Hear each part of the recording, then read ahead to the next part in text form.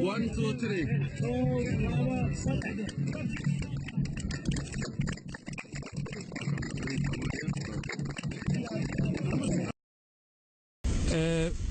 إلهي مهديس maanta waxaa isugu yimid xarunta dalada bulshada rayidka ee koonfurta Soomaaliya Soshansa maaragtay inta badan dadkii u ahaay maaragtay buddiga u ahaay bulshada rayidka oo ay kamid tahay culimada oo ay kamid tahay dhaqanka oo ay kamid yihiin haweenka oo ay kamid yihiin ganacsatada oo ay kamid yihiin qaybo far badan oo maaragtay kamid ah bulshada rayidka waxaan arrinka maanta shirka ku saabsanaa shir la qorsheeyay oo maaragtay gobolka Banaadir ay qorsheeyeen in bulshada magaalada Muqdisho ku nool ay ugu wada tashtaan waxyaabaha nolosha arrimaha bulshada quseeya siyaasadda iyo amniga shirkaas oo baaqday inaan muujino dareenkeena ka bulsho rayid ahaan kadib marka aan la tashanay qaybaha kala duwan ee bulshada rayidka waxay noola muuqatay in aan shirkan ka soo saarno warmurtiyeedkan nuxurkiisu wuxuu yahay in aan taageerno oo aan maaragtay soo dhaweyno in shirkaas la qabto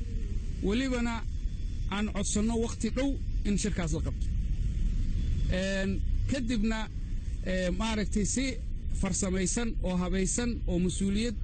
iyo isxilqaan uu ku jiro shirkaas oo u dhaco oo wadooyinka laga yaabo in dad badan maaragtay ay ku jiraan cabsi maaragtay la cabsi tiro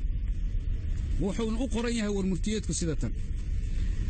warqadan warmurtiyeedka waxay ku socotaa oo aan rabnaa inaan la wadaagno gudoomiyaha gobolka Banaadir ahna duqa magaalada Muqdisho waxaan fariintan ogeysiinaynaa madaxweynaha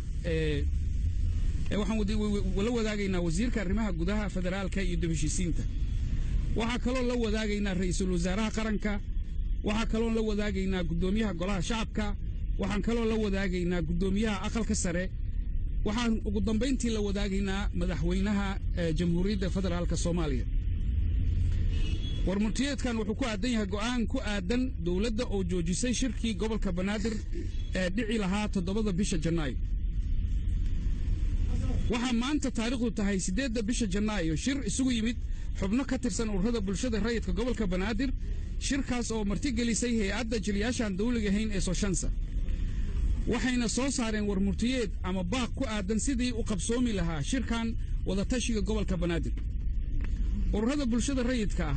waxa ay markasta u taagan yihiin inay soo dhaweeyaan tilaabooyinka wanaagsan ee dawlad heer gobol mid maamuleed iyo mid dhaxaba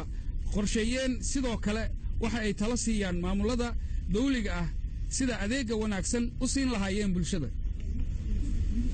gobolka Banaadir oo martigeliyay magaalada madaxda dalka gobolka Banaadir oo shirkaas martigeliyay ahna magaalada madaxda dalka ee Muqdisho waxa haysa culays dhinacyo badan leh kaas oo mid bulsho mid dhaqaale mid siyaasadeed iyo mid amni isugu jira shirka wada tashi gobolka Banaadir wuxuu dan u yahay dhammaan bulshada ku nool gobolka Banaadir iyo Soomaali oo dhan wax kasta oo wanaagsan oo caasimadda horumar laga gaaro qof kasta oo Soomaaliyeed meel kasta oo joogo xitaa kuwa qurbaha jooga dan ayuu u yahay haddaba iyada oo taas laga duulayo ururada bulshada rayidka waxay soo dhaweynayaan in la qabto sida ugu suurtagalsan shirka wada tashiga gobolka Banaadir ugu dambeyn 20ka ilaa 25 bisha ra'yiga runtii inta meesha isugu timid 90% waxaan dhihi karaa wuxuu badnaa inaanu ka daba marin 20ka bisha laakiin haddana waxaan rabnaa inaan dawladda dhexe iyo maamulka yani gobolka Banaadir maamulkiisa labadaba aan fursad siino oo aanan dhihin maaragtay culayska aanan ku badin 20ka bisha Janaayo maadaama ay adkaatay adeegga ka shaqaynta ganacsiga dad badan oo ganacsata ah cabashadooda aad ayay u fara badan tahay sidoo kale bahda waxbarashada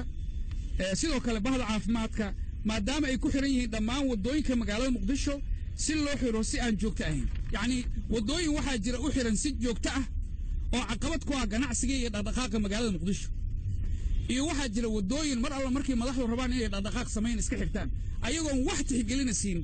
maaragtay dadkii magaalada ku noolaa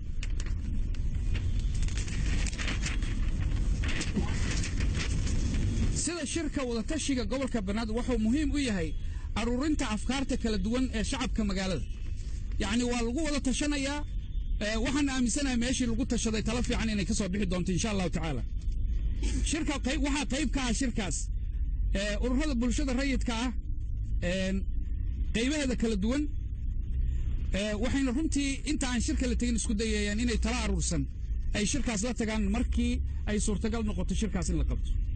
shirka wadatashiga gobolka banaadir wuxuu muhiim gaara u leeyahay mustaqbalka iyo horumarinta adeega bulshada gobolka banaadir haddaba mas-uuliyiinta gobolka banaadir iyo dowladda federaalka ah waxaan ka rajaynaynaa inay tixgeliyaan codka bulshada rayidka ee gobolka banaadir iyo dhammaan bulshada rayidka Soomaaliyeed annagu labadaba waan ku hadlaynaa waxaan ku hadlaynaa bulshada rayidka Soomaaliyeed waxaan ku hadlaynaa bulshada gaar ahaan bulshada rayidka gobolka banaadir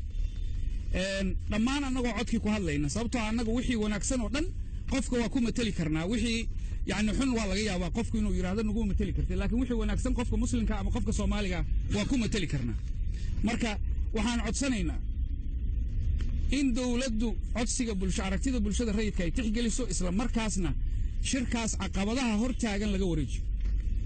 runtii waxaan maqalnay si aysan qorshaysan maamulka gobolka banaadir in shirkaas loo joojiyo annagu waxaan muujinaynaa taageerada shirkaas waxaan kaloo muujinaynaa in la joojiyo inaan maaragtay aysan ahayn ra'yi nala fiican ra'yi aan soo dhaweynayna ma aha in shirkaas la hor istaago intaas ayuu ku saabsanaa warmurtiyeedka waa laydin qaybin doonaa insha allahu tacaala waxaan qabaa si jamhuurta meesha joogta aan u fasaxno intaas warmurtiyeedka inaad qabataan wixii kaloo waraysiga gooni u baahataanna aad wax yar dib u dhigataan waa mahadsantihiin